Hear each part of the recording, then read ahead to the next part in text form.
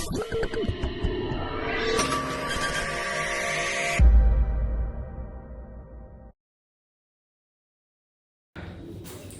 pagi dan salam sejahtera. Perkenalkan, saya Petronila Rambu-Bobu. Saya merupakan dosen yang saat ini mengajar di program studi Teknologi Informasi Fakultas Pertanian, Sains dan Kesehatan Universitas Timor. Bidang keahlian saya yaitu ilmu fisika. Pada kesempatan ini saya akan menyajikan sebuah video pembelajaran. Video ini saya buat dalam bentuk pernyataan diri dosen dalam unjuk kerja Tridharma Perguruan Tinggi dalam bidang pengajaran. Video ini merupakan salah satu syarat dalam mengikuti sertifikasi dosen gelombang 1 tahun 2025. Saya dipercayakan untuk mengampu mata kuliah Fisika Komputasi pada semester ganjil. Mata kuliah ini merupakan mata kuliah wajib dengan kode TIF 31103 dengan bobot 3 SKS. Deskripsi dari mata kuliah ini menekankan pada konsep fisika serta bagaimana memodelkan, menyederhanakan, dan memecahkan kasus-kasus fisika dengan memanfaatkan sistem komputasi menggunakan Python. Sistem pembelajaran diselenggarakan secara tatap muka di kelas. Mahasiswa dapat mengakses materi perkuliahan, RPS, dan mengunggah tugas secara online melalui e-learning yang dapat diakses di siakat.unimor.ac.id. Metode pembelajaran yang saya terapkan bersifat aktif, partisipatif, dan pengalaman nyata mahasiswa terkait konsep fisika yang dapat ditemukan dalam kehidupan sehari-hari. Di antaranya adalah dengan menggunakan ceramah aktif untuk membangun konseptual mahasiswa terkait ilmu fisika komputasi, kemudian penugasan individu, diskusi kelompok untuk mendukung kolaborasi mahasiswa menyelesaikan kasus-kasus fisika, serta mini project untuk mengasah kemampuan mahasiswa dalam memodelkan konsep fisika secara komputasi menggunakan Python. Media pembelajaran yang digunakan berupa yang pertama RPS, kemudian PowerPoint dan studi kasus, dan yang ketiga yaitu software Python untuk pemodelan konsep fisika. Materi pembelajaran dari mata kuliah ini berupa yang pertama vektor, kinematika, dinamika, suhu dan kalor, getaran dan gelombang, kemudian pemanfaatan Python dalam memodelkan atau menganalisis kasus-kasus fisika yang dapat ditemukan dalam kehidupan sehari-hari. Capaian pembelajaran lulusan dari mata kuliah ini adalah yang pertama dari segi sikap. Mahasiswa dapat menunjukkan sikap bertanggung jawab atas pekerjaan di bidang keahliannya sendiri.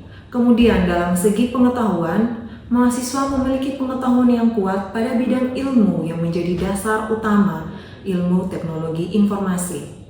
Kemudian pada segi keterampilan umum, mahasiswa mampu menerapkan pemikiran logis, kritis, sistematis, dan inovatif dalam konteks pengembangan atau implementasi ilmu pengetahuan dan teknologi yang memperhatikan dan menerapkan nilai humaniora yang sesuai dengan bidang keahliannya. Kemudian yang terakhir dari segi keterampilan khusus, mahasiswa menciptakan solusi teknologi informasi secara tepat dengan mengadaptasi ilmu teknologi informasi terbaru. Dari CPL diturunkan menjadi CPMK, diantaranya yang pertama, mahasiswa mampu memahami pengertian dasar dan tujuan dari mata kuliah fisika komputasi. Yang kedua, mahasiswa mampu menganalisis konsep dasar kinematika, dinamika, listrik magnet, getaran dan gelombang, serta suhu dan kalor. Kemudian yang ketiga, mahasiswa mampu menerapkan konsep matematika dalam pemecahan permasalahan fisika. Yang keempat, mahasiswa mampu mengaplikasikan algoritma dalam pemrograman untuk pemecahan kasus fisika menggunakan Python. Yang kelima, mahasiswa mampu menganalisis dan mengevaluasi hasil pemrograman berdasarkan konsep fisika. Dan yang terakhir, mahasiswa mampu menerapkan sistem komputasi untuk kasus-kasus fisika. Dari CPMK diturunkan lagi menjadi sub CPMK, yaitu mahasiswa mampu mengetahui, menganalisis, dan menerapkan terkait konsep vektor, kinematika, dinamika, listrik dan magnet, suhu dan kalor, serta konsep getaran dan gelombang. Untuk bobot penilaian kelulusan dari mata kuliah ini terbagi menjadi 5 item. Yang pertama, kehadiran dan partisipasi sebesar 15%. Yang kedua, tugas sebesar 15%, kuis 10%, UTS 30%, dan UAS 30%. Sehingga total bobot penilaian ini merupakan 100%. Penilaian ini dilakukan secara objektif berdasarkan rubrik penilaian yang jelas dan terukur, berdasarkan indikator penilaian penugasan individu, kelompok, maupun mini project. Untuk tahapan berikutnya, mari kita saksikan bersama penyajian dari video pembelajaran pada mata kuliah Fisika Komputasi di Program Studi Teknologi Informasi Fakultas Pertanian, Sains dan Kesehatan Universitas Timor. Pagi adik-adik sekalian. Selamat pagi, Ibu. Apa kabarnya hari ini? Baik. Oke. Sebelum kita memulai hari ini, ketua kelas apakah hadir semuanya? Hadir, Ibu. Hadir semua. Oke, Ibu cek ya. Maria Marcella Seran hadir? Hadir, Ibu. Oke. Citra Bana, Hadir, Ibu. Tania Moruk terakhir? Hadir, Ibu. Oke. Hadir ya semuanya? Iya, Bu. Nah, sebelum kita memulai materi kita hari ini, Ibu minta kesediaan ketua kelas untuk memimpin kita dalam doa pembuka dulu. Silakan. Baik, sebelum kita mulai perkuliahan kita hari ini, mari kita mulai dengan sebuah doa. Izinkan saya untuk memimpin doa ini menurut iman kepercayaan saya Katolik. Berdoa mulai.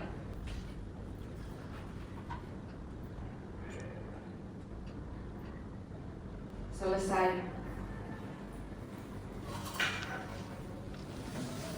Terima kasih kepada ketua kelas yang sudah memimpin kita dalam doa. Pertemuan kita hari ini kita akan membahas terkait dengan dinamika. Nah, sebelum kita masuk pada materi dinamika, Ibu mau tanya dulu. Ada yang masih ingat materi kita pada minggu sebelumnya? Masih. Apa itu? Kinematika. Oke, kalian sudah belajar terkait dengan kinematika. Apa itu kinematika? Ada yang bisa jawab? Oke, silakan Kevin. Kinematika adalah cabang dari mekanika klasik yang membahas mengenai gerak benda dan sistem benda tanpa mempersoalkan gaya gerakan tersebut. Oke, tanpa mempersoalkan ada gaya atau tidak. Nah, kali ini kita akan belajar bersama-sama terkait materi yang disebut dengan dinamika. Kalau pada pertemuan sebelumnya kita belajar kalau dalam kinematika itu kita belajar bagaimana benda tiba-tiba bergerak, tiba-tiba diam dengan kecepatan tertentu tanpa kita tahu apa penyebab benda tersebut bergerak. Kali ini kita akan belajar apa sih yang menyebabkan suatu benda itu bisa bergerak, bisa berhenti atau diam, atau kemudian bisa berubah-ubah kecepatannya. Nah, ilmu yang mempelajari inilah yang disebut dengan dinamika. Nah, benda di alam itu dia bergerak tidak secara tiba-tiba. Benda bergerak itu karena adanya sesuatu yang menyebabkan sehingga benda itu bisa bergerak. Nah, proses bergeraknya itu pun tidak terjadi secara bebas. Benda selalu bergerak mengikuti aturan yang sudah pasti atau disebut juga dengan deterministik. Nah, dengan sifat yang deterministik inilah maka tentu ada hukum yang menjelaskan kenapa benda ini bisa bergerak. Hukum apakah itu? Ada yang tahu? Newton. Betul sekali, hukum Newton. Menurut kalian, sepengetahuan kalian, ada berapa jenis hukum Newton? Tiga. Ada 3 ya. Nah, kita akan sama-sama mempelajari bagaimana sih bentuk dari ketiga hukum Newton itu, baik hukum Newton pertama, hukum Newton kedua, maupun hukum Newton ketiga. Hukum Newton yang pertama, benda cenderung mempertahankan posisinya. Jadi kalau dia dalam posisi diam, maka dia akan tetap untuk memilih diam. Apabila dia dalam posisi yang bergerak, maka benda tersebut akan terus mempertahankan posisinya untuk terus bergerak. Nah, hukum 1 Newton ini dikenal juga dengan hukum kelembaman atau hukum kemalasan benda. Kenapa? Karena adanya suatu variabel di situ yang berpengaruh besar yang disebut dengan variabel massa. Nah, pertanyaan pertama, apa perbedaan massa dengan berat? Apakah kedua variabel ini sama artinya ataukah berbeda? Berbeda ya. Oke. Kalau massa itu tidak berkaitan dengan percepatan gravitasi. Kalau berat benda itu berkaitan dengan percepatan gravitasi. Sehingga kalau orang-orang fisika biasanya untuk menanyakan berat suatu benda itu lebih menggunakan variabel massa. Nah, hukum 1 Newton inilah yang mendefinisikan adanya sifat dari kelembaman benda yang disebut dengan massa. Tetapi hukum 1 Newton ini belum menjelaskan terkait dengan gaya.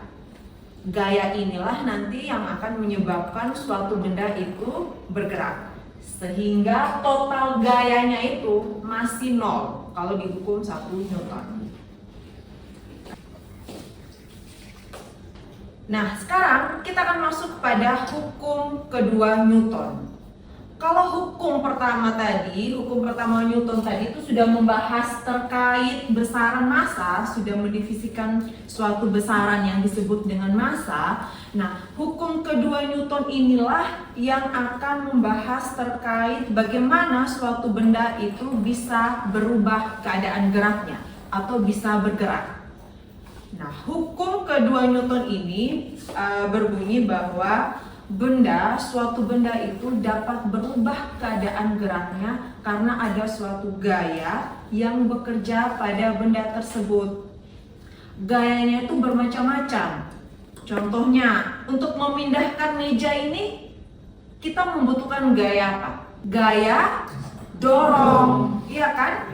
Supaya benda ini bergerak, tentu kita harus mendorong. Untuk berpindah dari posisi sini ke posisi tengah tentu harus membutuhkan gaya dorong. Nah, hukum 2 Newton inilah yang membahas bahwa perubahan keadaan gerak dari suatu benda itu terjadi karena ada gaya yang bekerja pada benda tersebut. Nah, tetapi semakin besar massa dari suatu benda tersebut, tentu akan membutuhkan gaya yang lebih besar pula untuk memindahkan benda itu. Contohnya, massa dari meja ini itu 100 kg. Tentu untuk anak yang berusia 5 tahun dengan rata-rata beratnya itu adalah 20 kg, tentu mengalami kesusahan untuk mendorong meja ini supaya berpindah, sehingga membutuhkan bantuan dari teman-temannya 2 atau 3 orang, sehingga mereka memiliki gaya yang besar sehingga mampu memindahkan meja yang tadi ukurannya itu memiliki 100 kg. Nah, jadi pada hukum 2 Newton inilah ada variabel, tidak hanya variabel massa tetapi juga ada variabel kecepatan. Karena apa? Gaya yang diberikan kepada benda tersebut menyebabkan adanya perubahan dari gerak benda, adanya perpindahan, perubahan gerak benda, perubahan kecepatan, itulah yang disebut dengan percepatan. Sekarang untuk hukum yang ketiga, yaitu hukum ketiga Newton. Hukum ketiga Newton ini juga disebut dengan hukum aksi reaksi ya. Kita lihat di sini ada seorang yang sedang mendorongkan tangannya di dinding. Kita lihat sekarang. gaya yang dilakukan pada tangan itu disebut dengan gaya reaksi. Kemudian gaya yang dilakukan gaya yang dilakukan dinding terhadap tangan itu disebut dengan gaya aksi. Jadi menurut hukum ketiga Newton ini disebut juga dengan hukum aksi reaksi. Hukum ini mengungkapkan bahwa keberadaan dari gaya reaksi itu sama dengan gaya aksi, tetapi arahnya berlawanan. Tadi kan ini posisinya kita mendorong meja atau mendorong tembok, memberikan gaya ke arah depan. Kemudian dari tembok itu memberikan gaya aksinya ke arah depan kita juga. Jadi ada perbedaan arahnya seperti itu.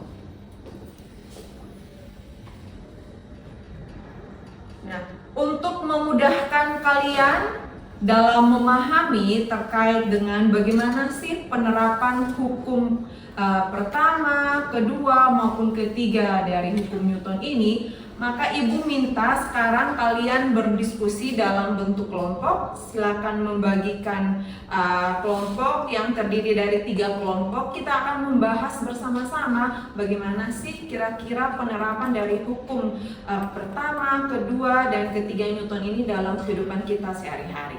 Oke, silakan dibagi kelompoknya.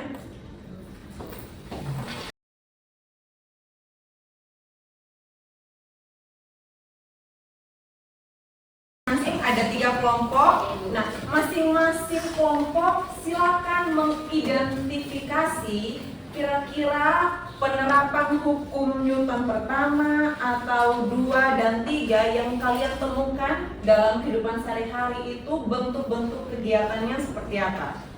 Silakan didiskusikan bersama kelompok-kelompoknya. Masing-masing mencari hukum Newton 1 kira-kira kegiatan dalam kehidupan sehari-harinya yang seperti apa, hukum Newton 2 dan hukum Newton ketiga. Silakan didiskusikan bersama teman-teman kelompoknya.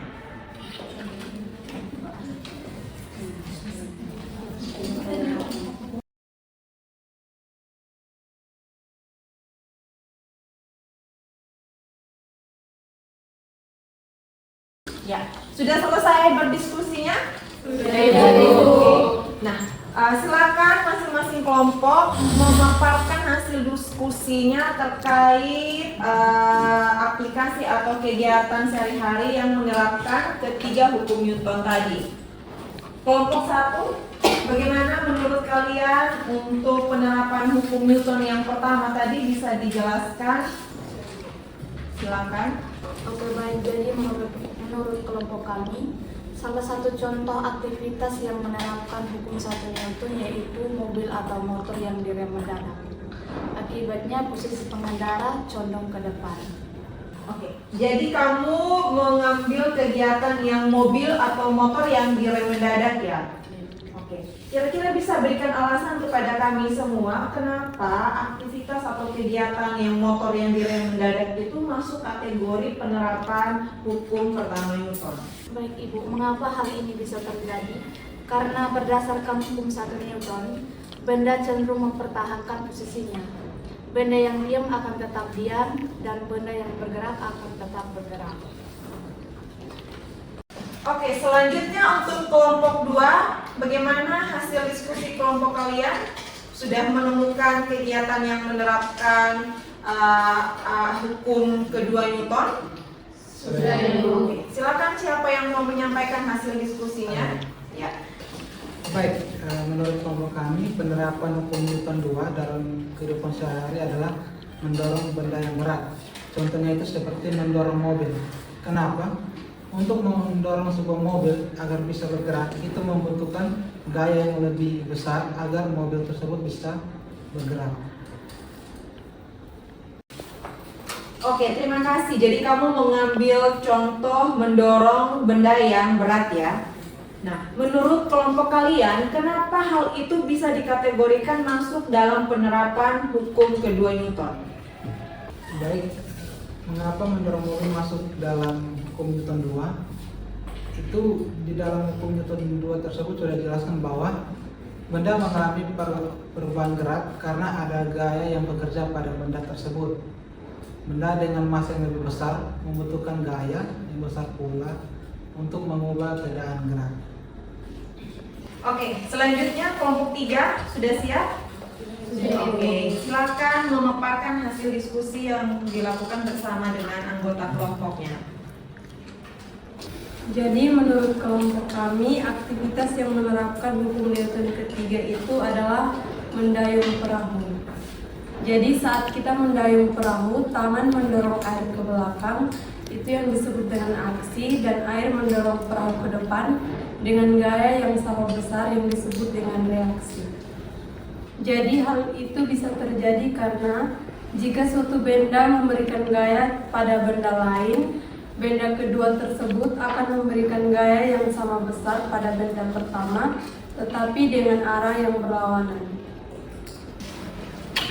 Ya, tadi kalian sudah sama-sama dengan anggota kelompoknya sudah berhasil dengan baik memaparkan terkait dengan bagaimana aktivitas-aktivitas yang kalian temukan dalam kehidupan sehari-hari yang telah menerapkan dari prinsip hukum 1 Newton, hukum kedua Newton maupun hukum ketiga Newton. Nah, dari situ kita bisa melihat bahwa konsep dinamika ini yaitu terkait dengan benda yang bergerak itu terjadi bukan secara tiba-tiba, tetapi karena apa? Adanya gaya yang bekerja pada benda tersebut. Nah, dengan demikian maka berakhirlah perkuliahan kita pada hari ini.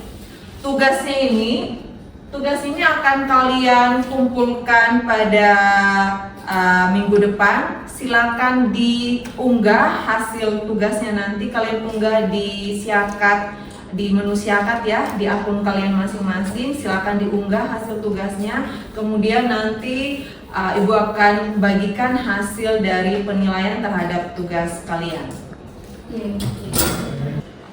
Ya, dengan demikian sampai di sini dulu pertemuan kita pada hari ini. Kalian sudah tadi membahas terkait dengan dinamika. Kita akan ketemu lagi pada pertemuan minggu depan. Minggu depan itu kita akan membahas bersama-sama terkait dengan usaha dan energi, masih lanjutan dari dinamika ini. Kemudian jangan lupa tadi tugasnya segera dikerjakan dan diunggah di Siakat sehingga Ibu nanti bisa periksa. Sekian dan terima kasih. Terima kasih. Sekian video rekaman pembelajaran pada mata kuliah Fisika Komputasi di program studi Teknologi Informasi Fakultas Pertanian, Sains dan Kesehatan Universitas Timur.